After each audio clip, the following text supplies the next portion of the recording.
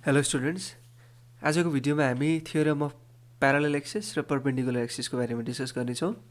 यस पछाडि हामी moment of inertia for a uniform रडमा जानेछौँ।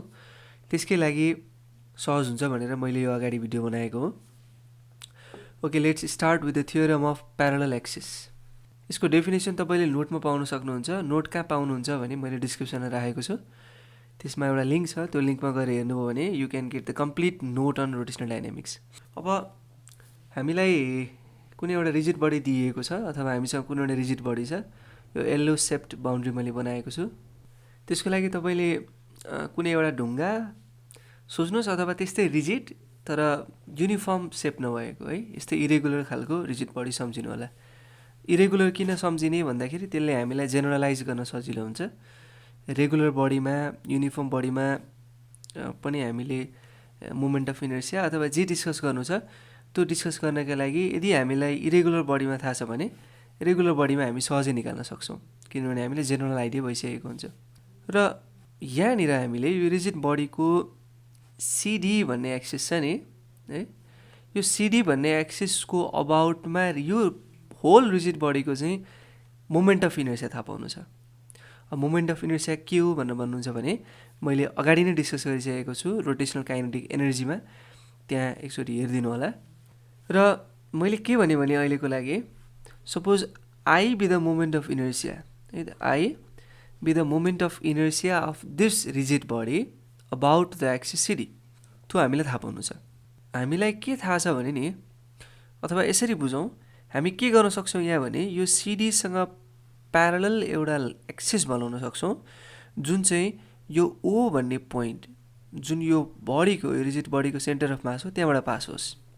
ओके, यहाँ पिक्यू भन्ने मैले एउटा एक्सिस बनाएँ जुन एक्सिस चाहिँ ओबाट पास भएको छ। यो ओ भनेको यो रिजिड बडीको सेन्टर अफ मास हो र यो PQ is parallel to CD. यस्तो केस रहेछ भने यो सिडीको अबाउटमा, यो सिडी एक्सिसको अबाउटमा यो बडीको मोमेन्ट अफ इनर्सिया कति हो भनेर हामीले फाइन्ड आउट गर्नु छ भने हामी थियोरम अफ प्यारलल एक्सिसलाई युज गर्न सक्छौँ। जसले के भन्छ भने नि, यदि मैले यो दुईटा एक्सिस बिचको डिस्टेन्सलाई जुन परपेन्डिकुलर डिस्टेन्स छ त्यसलाई एच मान्ने भने र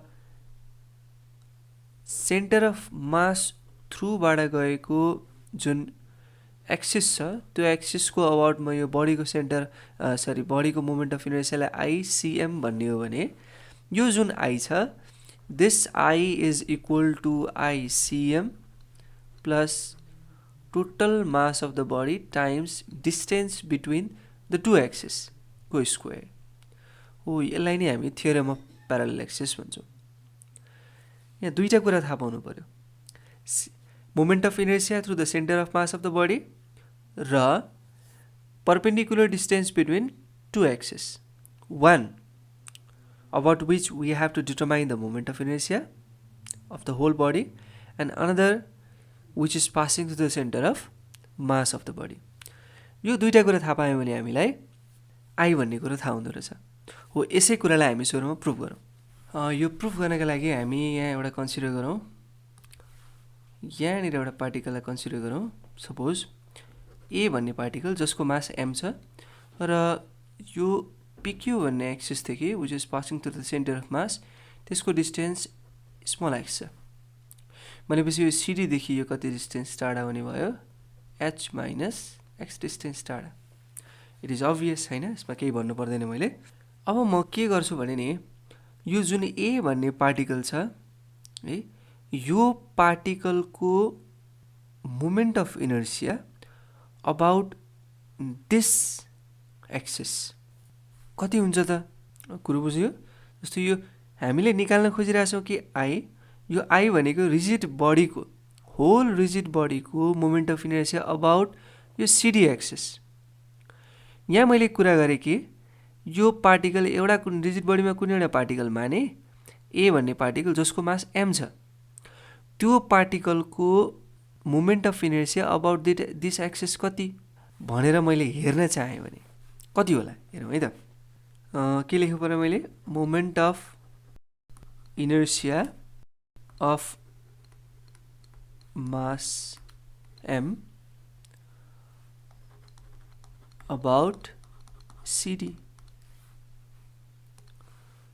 कति हो भनेर लेख्दाखेरि हामीले यहाँबाट के हेर्न सक्छौं भन्दा mh minus x को whole square, isn't it? सजिलै छ कि छैन? mass times त्यो एक्सिस सँग चाहिँ कति डिस्टेन्स, त्यो एक्सिस देखि कति डिस्टेन्स टाढा छ त्योसँग मल्टिप्लाई गर्नु पर्यो। यो मासबाट तपाईले यो एक्सिसमा परपेन्डिकुलर डिस्टेन्स ड्रा गर्नुभयो भने त्यो परपेन्डिकुलर डिस्टेन्स कति टाढा छ त्यसको स्क्वायर गर्नु पर्यो। हामीले यो त पढिसकेका छ पहिले पनि है। अब यति थाहा भयो हामीलाई, यो चाहिँ एउटा मासले गर्दा थाहा भयो। तर मलाई के थाहा पाउनु छ भन्दा पुरै रिजिड बडीले गर्दा थाहा पाउनु छ। पुरै रिजिड बडीले गर्दाखेरि कति आई र यसमा सम राख्थे नि त भने sum of m h minus x को होल स्क्वायर। एउटा मासले गर्दाखेरि हैन, एउटा पार्टिकलले गर्दाखेरि, एउटा पार्टिकलको मोमेन्ट अफ इनर्शिया यति भनेपछि पुरै सबै यो particle that makes of this rigid body को मोमेन्ट अफ इनर्शिया यति। यहाँबाट कति आउँछ? यसमा के गर्न सकियो? a minus b को होल स्क्वायर को फर्मुला लगाउन सकियो। ओके, यो h स्क्वायर कन्स्टेन्ट हो, बाहिर आयो, सम अफ m बाँकी रह्यो plus sum of m x square. त्यो h स्क्वायर किन कन्स्टेन्ट? h कन्स्टेन्ट हो, त्यही भएर h स्क्वायर कन्स्टेन्ट भयो, minus 2h sum of mx। Okay, h किन कन्स्टेन्ट भयो? किनभने यो दुईटा प्यारलल एक्सिस, एउटा CD को अबाउट, एउटा CD एक्सिस र अर्को PQ एक्सिस, मजाले देखेर हिँड्छ। ओके, CD एक्सिस र PQ एक्सिस बीचको डिस्टेन्स हो त्यो फिक्स रहन्छ, त्यही भएर त कन्स्टेन्ट भइहाल्यो। सम अफ m भनेको sum of all the masses that is making of this object अथवा that makes of this object, त्यो भनेको h square into m। Sum of all the masses भनेपछि total mass of the rigid body भयो capital M, plus sum of m x square हो त m x square, यो त centre of मास बाट pass भएको एक्सिस हैन को अबाउट को यो मोमेन्ट अफ इनर्शिया भनेपछि यो के हुने भयो? I through the centre of mass minus 2h sum of mx 0 हुन्छ। यो सम अफ mx भनेको, यो mx भनेको के हो भन्दाखेरि मोमेन्ट हो, पार्टिकलको moment about the axis which is at a distance x from the particle. x distance टाढा के छ पार्टिकलदेखि? यो सेन्टर अफ मासबाट पास भएको एक्सिस छ है। अब हामीले के थाहा पाउनु पर्छ त भन्दा सम अफ द मोमेन्ट, हेर्नु है त, sum of the moment mx of all particle about the axis passing through the center of mass is 0। Okay, किन त्यस्तो भयो? एकचोटि त्यसलाई विचार गर्नु होला। सम अफ mx अथवा sum of moment of the particle of the body about the axis passing through the centre of mass is 0 किन भयो? एकचोटि विचार गर्नु होला। यदि तपाईलाई आएन छ अथवा के प्रब्लम भएछ भने प्लिज क्वेसन ड्रप गर्नु होला। मलाई तपाईलाई इन्गेज पनि गर्न मन लागेको छ। मैले यहाँ भनेर मात्र केही हुनेवाला छैन, if you are not serious about it. त्यही भएर एकचोटि हेरेर तपाईले यदि बुझ्नु भएन भने you can put the question, अनि म अर्को भिडियोको स्टार्टमा यसलाई डिस्कस गरेर अनि अरू काम गर्नेछु। सो हामीले यसरी थ्योरम अफ प्यारलल एक्सिसलाई डिराइभ गर्यौं है। यसको सिग्निफिकेन्स त मैले अघि भनिहालेँ र अझै यसको एप्लिकेसन त हामी आउँदो भिडियोमा गरिहाल्छौँ। अब जाउँ हामी थ्योरम अफ परपेन्डिकुलर एक्सिसमा। डेफिनेसनको लागि नोटमा हेर्नु होला, नोटको लागि डिस्क्रिप्सनमा हेर्नु होला है त। यो एउटा ल्यामिना हो, यो रिजिड बडी नै हो, एउटा ल्यामिना हो। ल्यामिना भनेको LAMINA है, ल्यामिना भनेको थिन प्लेट स्ट्रक्चर हो। यहाँ मैले फाइन्ड गर्न खोजेको के हो भन्दाखेरि I want to find the relation between moment of inertia about perpendicular axis। perpendicular axis को about को moment of inertia बीच को relation हेरौँ। perpendicular axis कुन कुन छन् यहाँ? x, y र z छन्। यिनीहरूको about को moment of inertia बीचका relation के रहेछन् त्यो कुरा थाहा पाउनु छ मलाई। त्यो relation के हुन्छ भन्दाखेरि IZ is equals to IX plus IY। Okay, यसलाई मैले प्रुभ गर्न खोज्छु। पहिला के गरौँ त्यसको लागि भने नि यो ल्यामिनाको एउटा पोइन्ट मासलाई कन्सिडर गरौँ भित्रपट्टि कतै जसको मास m छ र यो ओरिजिनदेखि r डिस्टेन्स टाढा छ। त्यस्तै यो x एक्सिसमा यसले कति हिँडेको छ x र y एक्सिसमा यसले कति हिँडेको छ y एक्सिसमा y डिस्टेन्स हिँडेको छ। ओके, र यो r भनेको त मैले यो डिस्टेन्स भनिहालेँ। अब यो ल्यामिनाको हेर्नुभन्दा अगाडि सुरुमा हामी के गरौँ भन्दाखेरि यो पोइन्ट मासको कुनै एउटा एक्सिसको अबाउटमा कति रहेछ भनेर हेरौँ। कुन एक्सिस भन्छु भन्दा सुरुमा म ओजेड एक्सिस भन्छु। यो ओजेड भनेको कतितिर आछ थाहा छ? यो एक्स र वाई एक्सिस यदि यो स्क्रिनको प्लेनमा मान्नुहुन्छ भने यो जेड तपाईँहरूतिर आछ towards you, that is perpendicular to the screen, normal to the screen भन्न रुचाउँछु अझ। अब moment of inertia of particle A about the axis OZ, about axis OZ, मैले पुरै गएँ है, ओन्ली फर ए त्यो हेर्दैछु म, त्यो कति हुन्छ mr स्क्वायर हुन्छ। अभियसली यो तपाईँलाई थाहा भइसकेको छ है, m किन यो मास, r किन ओदेखिको डिस्टेन्स। किन ओदेखिको डिस्टेन्स लिएको? किनभने यो ओजेड हेर्नुहोस् त यहाँ ओजेड भन्ने एक्सिसमा ओ पर्छ पर्दैन? हो, यो एक्सिसदेखि मैले पर्पेन्डिकुलर डिस्टेन्स हेर्दैछु m को, त्यो हेर्दाखेरि कति डिस्टेन्स छ r डिस्टेन्स छ, त्यही भएर mr स्क्वायर। यो भयो मैले अबाउट एक्सिस ओजेडको ए को लागि मात्रै हेर्दा। तर पुरै कम्प्लिट यो लेमिनाले हेर्दाखेरि के गर्नु पर्यो त? Sum of mr square. यो चाहिँ ओजेड भनेको छ, जेड लेख्थेँ अहिले मैले, about Z axis. Moment of inertia of this lamina about Z axis. Moment of इनर्सियाको सिग्निफिकेन्स के हो त्यो चाहिँ तपाईँहरूले अगाडिको भिडियोमै हेर्नु होला है त। यहाँ त 90 डिग्री छ, यो त एउटा राइट एङ्गल ट्राइङ्गल बन्यो भनेपछि R square is equals to भनेको एच स्क्वायर हाइपोटेन्युसको स्क्वायर इक्वल्स टु पर्पेन्डिकुलरको स्क्वायर प्लस बेसको स्क्वायर भयो। सो आर स्क्वायरको ठाउँमा मैले के लेख्न पाएँ? X square plus Y square लेख्न पाएँ।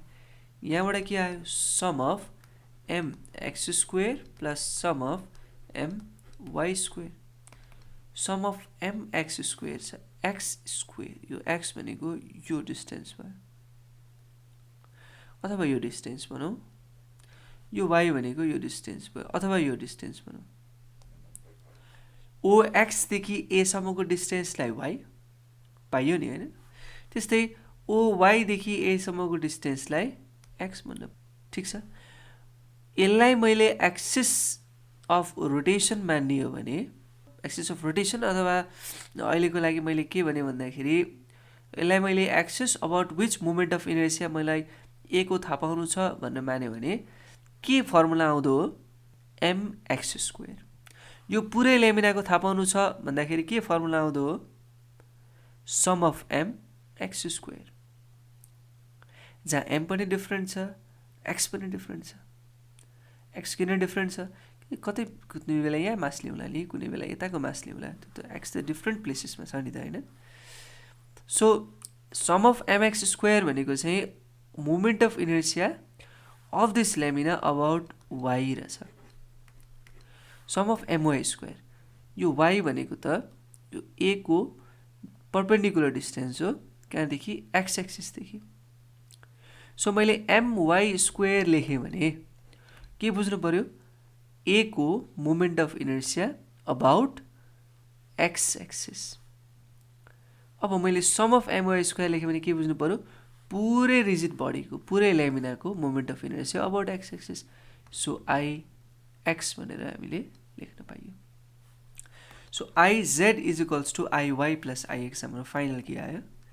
रिलेसन आयो। त्यो फाइनल रिलेसन नै हाम्रो के हो? प्रुफ हो for the theorem of perpendicular axis. So यसरी हामीले पर्पेन्डिकुलर एक्सिस बिचको चाहिँ मोमेन्ट अफ इनर्सियाहरूको रिलेसन थाहा पायौँ। हामी अब अर्को भिडियोमा moment of inertia of uniform रडलाई डिस्कस गर्नेछौँ। त्यस पछाडि न्युमेरिकल गर्छौँ होला कि, अनि टर्कहरूतिर जानेछौँ। Till then, have a good day and keep loving physics. Thank you.